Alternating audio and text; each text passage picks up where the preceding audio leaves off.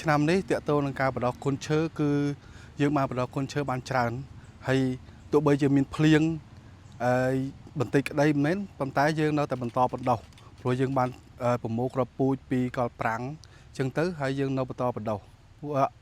ការភ្លៀងនេះក៏វាមិនជាចោតជាបញ្ហាសម្រាប់ការបដកដែរព្រោះយើងមានថ្នាលរបស់យើងក្នុងការបដកដែលយើងថែរក្សាគុនឈើមួយដោយតាមប្រភេទគុនឈើហ្នឹងហើយចំពោះការដាំគុនឈើក៏យើងបានដាំច្រើនដែរទៅតាមទីតាំងជាច្រើនកន្លែងនៅតំបន់អង្គរមកដល់ចុងឆ្នាំនេះបើតាមទិន្នន័យ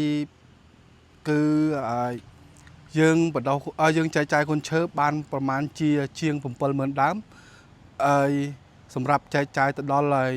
បងប្អូនជាពលរដ្ឋក៏ដូចជាស្ថាប័នអង្គការស្ថាប័នរដ្ឋជាដើមសម្រាប់ការចែកចាយកូនឈើទាំងអស់នេះក្នុងនោះដែរគឺយើងក៏បានដាំនៅក្នុងតំបន់អង្គរជើងច្រើនដែរដូចជាយើងដាំនៅតាមបណ្ដោយទៅនៅតាមមណ្ឌល3ក៏យើងបានដាំតាមមុខអង្គរវត្តក៏យើងបានដាំហើយយើងក៏ដាំនៅតាមទំនប់បុរាណហើយនឹងតាមកន្លែងសៀនដែលយើងបានបង្កើតសម្រាប់ការដាំហ្នឹងសម្រាប់ខ្ញុំគឺការងារបដោះគុនឈើក៏ដោយដាំគុនឈើក៏ដោយចែកចាយគុនឈើក៏ដោយគឺបេសកកម្មនេះនៅតែបន្តអនុវត្តរហូតជាប្រចាំដល់កន្លែងខ្លះយើងបានដាំហើយប៉ុន្តែគុនឈើខ្លះ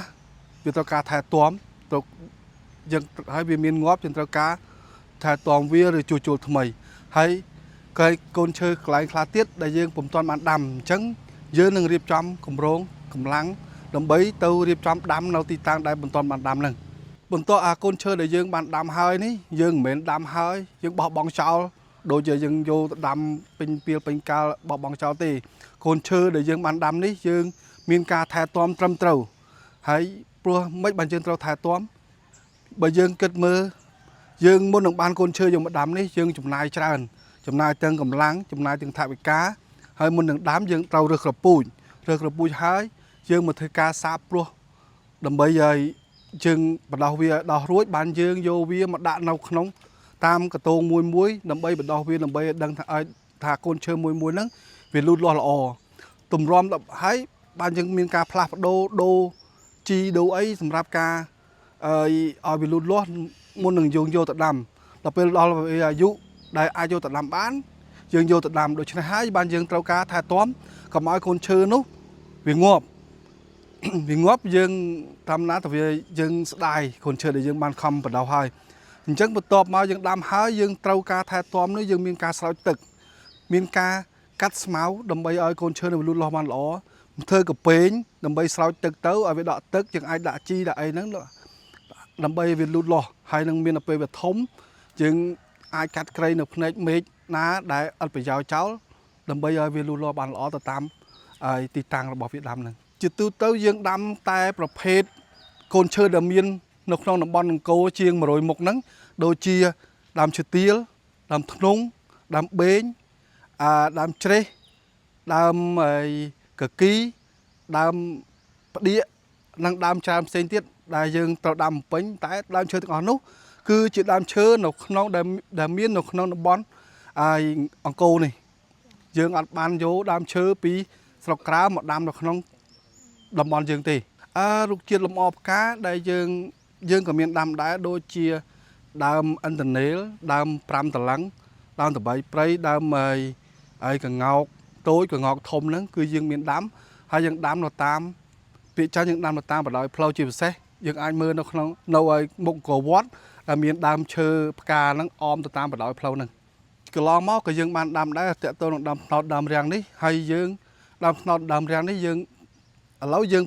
ដាំនៅតាមខ្នងទំនប់ឬក៏តាមតាមបន្លាយដែលយើងបានរៀបចំស្ដារហើយនឹងយើងដាំដើមឈើដើមត្នោតដើមរាំងនេះទី1ដើមត្នោតគឺជាអត្តសញ្ញាណរបស់ជាតិយើងហើយវាមានអាយុវែងហើយវាទទួលផលបានច្រើនទាំងដើមស្លឹកផ្កាផ្លែហើយប្រជាជនក៏គាត់ឥឡូវក៏គាត់ចាប់ដើមកាប់ ដើមថ្នោតហ្នឹងធ្វើជាវត្ថុអនុស្សាវរីយ៍អញ្ចឹងតើថ្ងៃអនាគតបើយើងមិនថែរក្សាទាំងអស់ហ្នឹងមកវិញទេដើមថ្នោតនឹងអាចបាត់បង់ព្រោះគាត់កាប់ធ្វើអំណុវត្ថុអនុស្សាវរីយ៍ច្រើនអញ្ចឹងទៅយើងត្រូវថែរក្សាដាំវាឡើងវិញ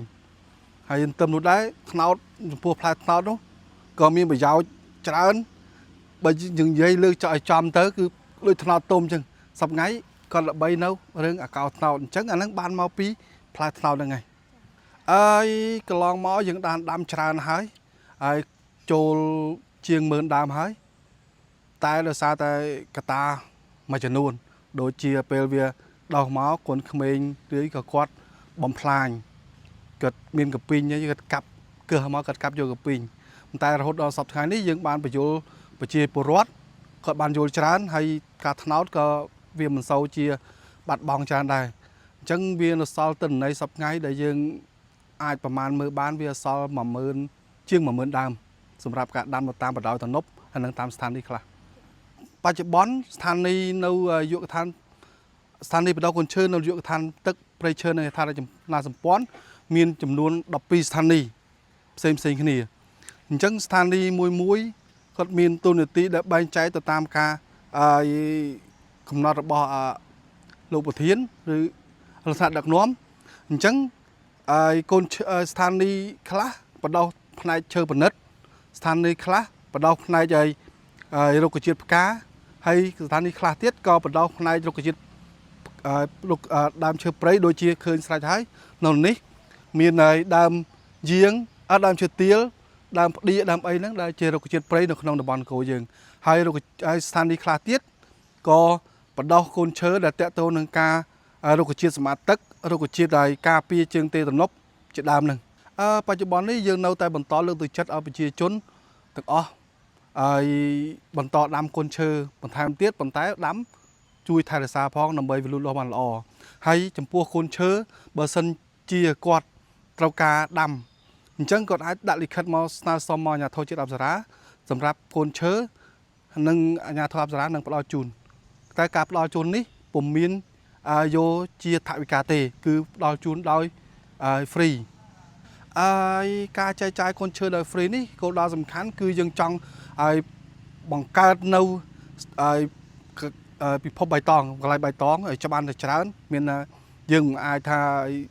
យើងចង់បានដើមឈើឲ្យច្រើនអញ្ចឹងទៅវាបានភាពបៃតងវាកាន់តែច្រើនទៅការភាពបៃតងនេះក៏វាជួយបានច្រើនដែរដោយវាបង្កើនឧស្ម័នអុកស៊ីសែនអីច្រើនដើម្បីឲ្យការពារនៅឲ្យប្រែប្រួលអាកាសធាតុផងដែរចំពោះឆ្នាំនេះហើយចំពោះប្រជាជនដែលគាត់មកស្នើសុំកូនឈើមានច្រើនហើយយើងក៏បានចែកចាយទៅតាមដែលគាត់ស្នើសុំដែរអញ្ចឹងជាទូទៅយើងចែកចាយនៅកំឡុង